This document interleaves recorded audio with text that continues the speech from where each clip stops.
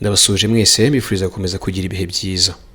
Munyemere nizere ko mwese muzi ibiri kubera mu burasirazuba bwa Repubulika ya Demokarasi ya Kongo. Ariko ntabwo ari hose ngiye kugaruka, ngiye kwerekeza mu nkengero z'umujyi wa Goma turebere hamwe ibiri kuhabera.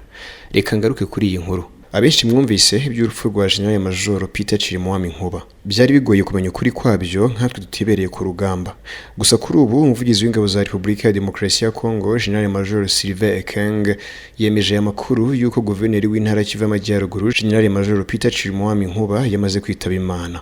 Ibi bibaye nyuma y'uko umutwe wa M23 wemeje aya makuru ku munsi wo kuwa kane tariki 25 Mutarama 2025.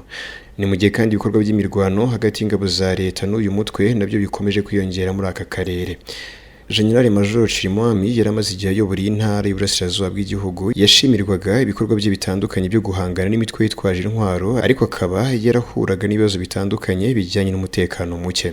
Intara ya Kivu y'Amajyaruguru ikomeje guhura n'ikibazo cy'umutekano muke, by'umwihariko imitwe yitwaje intwaro, ariko cyane cyane umutwe wa M23 ukomeje gushinjwa guhungabanya umutekano n'uburenganzira bw'abaturage. Umuvugizi wa FARDC General Major Ekenge yatangaje ko urupfu rwa Chirimwami ari igihombo gikomeye cyane ku gihugu, by'umwihariko urugamba rwo kugarura amahoro muri Kivu y'Amajyaruguru. Yavuze ko babuze umuyobozi ukomeye wari warahiriye kurwanyira ishema n'umutekano w'abaturage b'iyi ntara. Yavugaga ko bazakomeza kurwana ngo barandure imitwe y'iterabwoba yigaruriye ibice bitandukanye by'iki gihugu. Ku ruhande rw'umutwe wa M23 bavuze ko General Major Chirimwami yari mu bikorwa byo kuyobora ingabo mu mirwano ubwo yaraswaga. Iyi nkuru kandi yongera gukurura impaka ku ruhare rw'uyu mutwe muri iyi ntara, cyane ko abaturage batari bake bakomeje guhungira mu bihugu bitandukanye birimo u Rwanda, Uganda ndetse n'ibindi, kubera umutekano muke ukomeje kwiganza muri iyi ntara. Umuryango mpuzamahanga nabo ukomeje gusaba ko habaho ibiganiro bihuriweho n'impande zose kugira ngo hagerwe ku mahoro arambye. Bimwe mu bihugu byo mu karere nka Angola, u Rwanda na Kenya byasabye gufasha mu guhuza ibiganiro, ariko kugeza kuri ubu ibyavuyemo ntabwo biragaragara neza.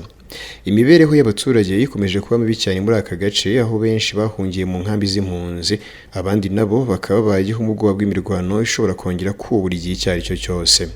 Aho ibintu bigeze kuri ubu rero, hakenewe ubufatanye bw'inzego zose kugira ngo umutekano usubire mu buryo, abaturage basubire mu buzima busanzwe, ndetse n'imitwe yitwaje intwaro ishyira intwaro hasi. Nubwo iki cyo ntakomeza ko cyakunda, bijyanye n'amakuru atandukanye ari guturuka mu burasirazuba bwa Repubulika ya Demokarasi ya Kongo. Reka tuvaho gato tugaruke ku rupfu rw'uyu mugabo wari usanzwe ayobora Kivu y'Amajyaruguru. Nyuma yo kwemeza urupfu rw'uyu mugabo rero, Perezida wa Repubulika ya Demokarasi ya Kongo Felix Antoine Tshisekedi Tshilombo yahise amuzamura mu ntera, maze amugira Lieutenant General mu ngabo z'iki gihugu. Tshisekedi yavuze ko yakoze ibi mu rwego rwo kumuha icyubahiro akwiye nk'umusirikare wari ukomeye ku rugamba.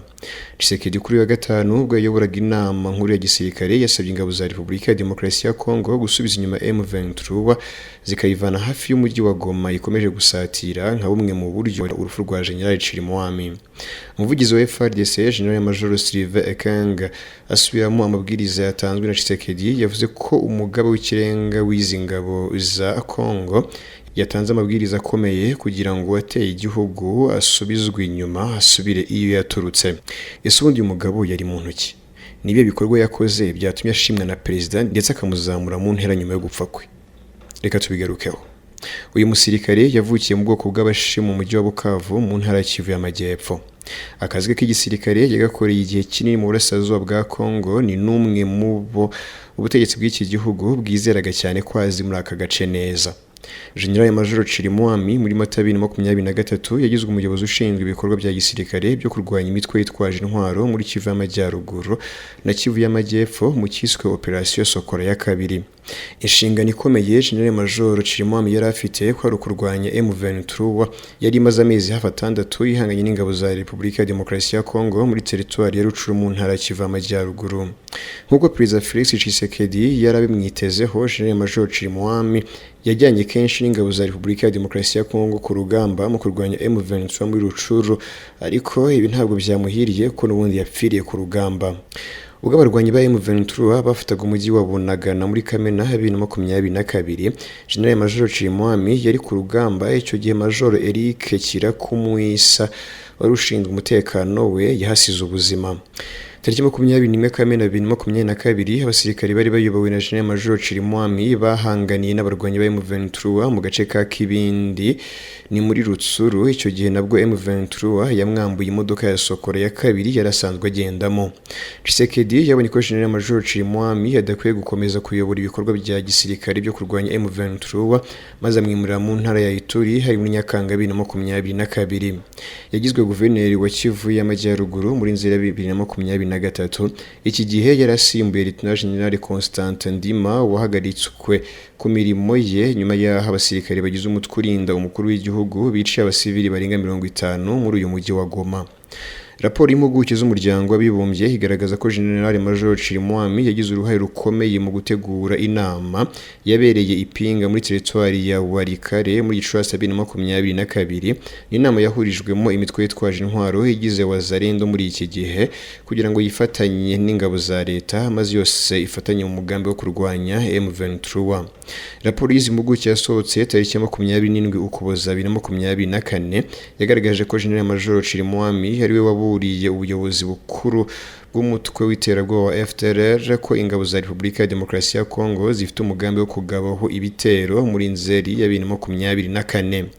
Uyu musirikare yafatwaga nk'umuhuza w'imitwe y'mu FDLR n'ubuyobozi bukuru bw'ingabo kuko we na Colonel Solomon Tokoronga wo muri regima ya 341 nibo bamenyaga imibereho y'abarwanyi bayo n'ibyo bakeneye kugira ngo urugamba rugende neza.